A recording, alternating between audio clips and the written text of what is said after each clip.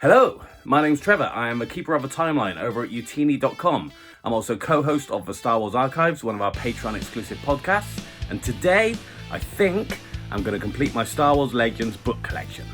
So, I set myself a task 6 months ago to completely finish my collection and gather every single Legends book I could.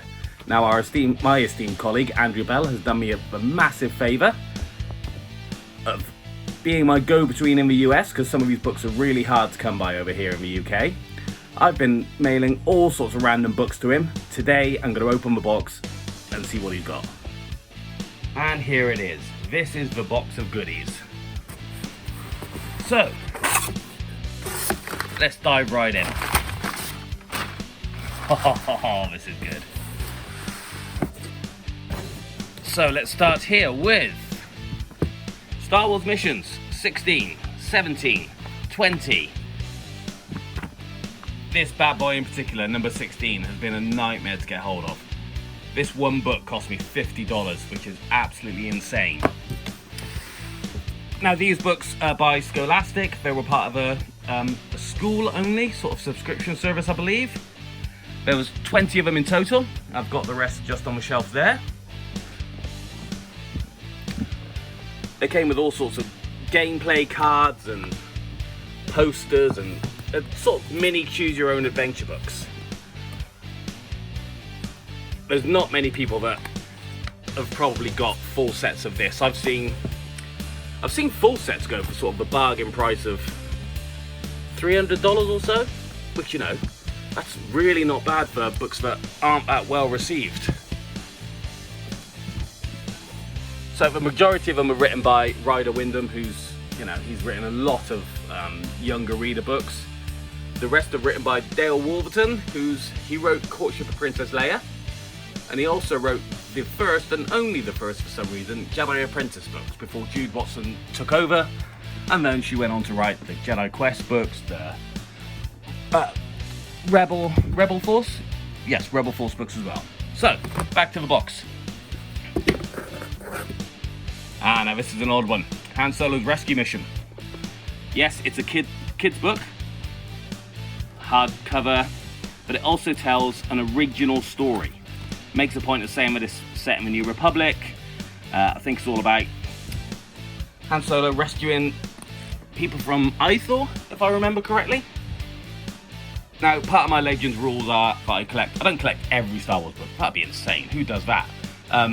But I collect every Legends story. Now, the weird one about this is it's part of a pair. The other one being Luke Skywalker's Race Against Time, which I have here. But the original version comes with a Micro Machine. And this one came with a Micro Machine of the Millennium Falcon as well. Obviously that just slips off, so at some point somebody's kept the toy and just got rid of the book. I've been after this book for years and years and just never managed to get it. And I got it at a really good price as well, so this isn't very easy to do one-handed, but I'll have to come back in and sort that out later. That's where it goes. So my collection's in very broad rules, but it makes sense to me. I kind of go in size and width. These are all my really obscurely long books up here. And then it kind of goes in width all the way down, but we'll get to some of that. I might even give you a quick tour while I'm at it afterwards. So I was going through my Clone Wars Digest books the other day because I realised that one of them, Defenders of the Republic, which was the first appearance of Bo-Katan in comics, has started going up for silly, silly money. So I was just tallying things off, make sure I had everything. Realised that for whatever reason, I didn't have this one, the Smuggler's Code. So that one needs to go in here amongst the rest. What you'll see next to them is Clone Wars Secret Missions. We were talking about them on the Star Wars Archives recently. That's the one with Big Giz and the Chiss Jedi. Back to the box. And these ones were tough. So, as Andrew can attest, I've had many books sent to him. I've actually already been into this parcel because whilst I was getting many books sent to him, I had a couple of issues where the wrong book was sent, I ordered the wrong book, and I have a lot of spares. Now I have just lots and lots of duplicates of the same book. Now these are another Scholastic book. They did one for episode 1 as well, episode 1 adventures. So these books are the episode 2 adventures. Again, they're sort of mini role-playing games for younger kids. Each story had a game book and a novel. So you could read the novel up to a certain point and then take over the story in the game book. So let me just confirm which ones I'm missing so I do this right. Episode 1 adventures up here, so I have 1, 2 and 6 in storybooks. So I need 3, 4, 5. Full disclosure, I went through my collection before we started, moved some things around so things do slot right in. Oh, that's beautiful. I will be taking those stickers off later. And then back to the game books. Literally all of these books. 6 books here, and I needed one of them, which is the game book 4, Warlords of Balmora. And that bad boy should slot in just here. Again, not the easiest thing to do with one hand. But there we go. And what's next? Fate of the Jedi imprint. Oh, lovely packaging there as well. I appreciate that, Andrew, if you did that. So this was actually only issued for the Star Wars Hyperspace Fan Club, so it's an exclusive. If you're a member of that, back in the day, it's a tiny 8-page story that kind of serves as a lead into the Fate of the Jedi series. That can slot in. Check the size, so it's bigger than an omnibus. There we go, look, just about got the size right there. That can slot between these Lego books. And So You Want to Be a Jedi, which is the Empire Strikes Back adaptation. There we go. Now this was a new one even to me. So the Tag and Bink series. There was a couple of one-shots. They turned up in the Star Wars Tales volumes a few times. Turns out that Marvel have actually collected all of their stories into this Legends banner one-shot, not quite as thick as a graphic novel issue. I didn't know this existed. So as I was doing some research for something or other the other day, this came along and I thought, you know what, I need to buy that. It's one of those, it spans a loads of eras, so that's going at the end here with all my Tales volumes and Star Wars manga, silver and black. Then we have, so this is a briefcase, little plastic briefcase that the first couple of books in the Star Wars Mission series came in. See it's embossed with Vader's glorious face there. Now if we open this up, without slicing my fingers open, because that plastic is sharp, what you'll see in there is a couple of the game cards and posters that I was telling you about earlier. All sorts of weird stuff in there. Now technically this isn't a book, but if I've got a complete set of the Missions books, I might as well have the carry case that goes with it. I'm not quite sure where this is going to go yet, but it can go alongside this Darth Maul, which is the carry case for the Episode 1 adventure books, which again are a very similar series. Only one more Legends book in my box of tricks. You may have heard us talk about this recently. The Pirates of Tarnuga. Based on an episode of the old Droid animated series, this book's become kind of infamous recently for the appearance of a big fat space pirate called Kylo Ren.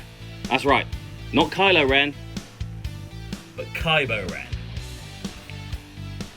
Who said J.J. Abrams didn't have Legends?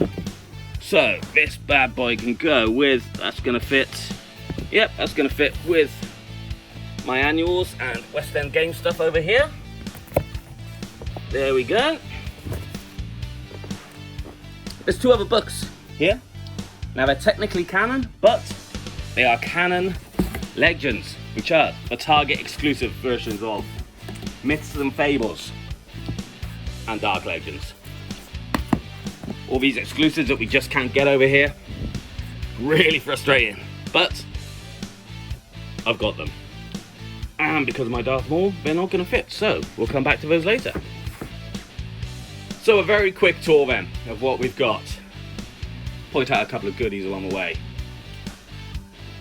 So like I said, these are my oversized books here. I've got this really weird one here, Rebels to the Rescue, which is one of those sound and play books. Now, if things are based on a particular episode and adaptation, that still counts to me as literature, as a book. Yes, I've got things on DVD, but if an episode or a film is adapted in a book, I'm going to want that too. This one is weird in that it just takes stills from the series, kind of out of context, makes its own generic adventure. To me, that's enough. That's a new book. A couple of other Rebels things here that did the same, so a new hero, hardback kids book, kind of adapts the first couple of episodes. This Clone Wars one does the same thing, a Jedi adventure in 3D. Again, just kind of takes stills and adapts, makes a generic story out of it. So as we go over, let's point out some more random things. So the Wookiee storybook, one of the very first EU books, came out in '78, I believe, just before the holiday special, which it kind of tells the same story. Some really odd things here. We've got shiny as a droid, and its counterpart, fuzzy as an Ewok. Kind of touch and feel books for kids. As we go down, we have a couple of omnibuses, really old hardback of Han Solo's Revenge, which is lovely. Biography series, the in-universe reference things. All these kids book here, so we have adaptations of the Ewok movies and Ewok series, adaptations of some of the Droids episodes. You've even got adaptations of some of the old Marvel randomness. Little golden books, there's a couple here, the only 2 I believe that tell original stories. Adventures in Beggar's Canyon, which has been retold a couple of times in various different ways. Just goes to show Luke meeting a crate dragon. And Meltdown on Hoth, which is literally set the day before Empire Strikes Back. A couple of old VHS, let's see here. So we've got Jedi Apprentice, Episode 1 Adventures, Jedi Quest, Episode 2 Adventures now complete. Young adult Boba Fett, loads of Clone Wars digests. The Last Jedi, Rebel Force, Star Wars Missions, now complete. Galaxy of Fear, like Goosebumps for really young readers. Junior Jedi Knights. In this bookcase here, we literally have all Legends adult movies. Adult novels, sorry. In paperback, which is something I did recently. I kind of traded all my hardbacks in, so I could have all the Legends books in one area. All sorts of randomness down here. Now, not everything is here. These comics here, which are the Clone Wars and the Rebels comics from Titan here in the UK, each one had an original story and they were published while the series was on. I've got the rest of those up in a box in the attic. I kind of ran out of space. But I also have here 64 issues of the Lego Star Wars magazine. Yes, I know it's Lego, but they're fun stories. Each one's got a 2-page, each one's got 2 comic strips in. Load of DVDs and randomness. Even Best of the Muppet Show, because it has the episode with Mark Hamill and the droids. A couple more obscure books here. So 3 Cheers for Kneesaa in hardback. A couple more Ewoks books. Watch Out for the Wookiee tells an original story, but this particular book was only available in the Play School model of the Millennium Falcon.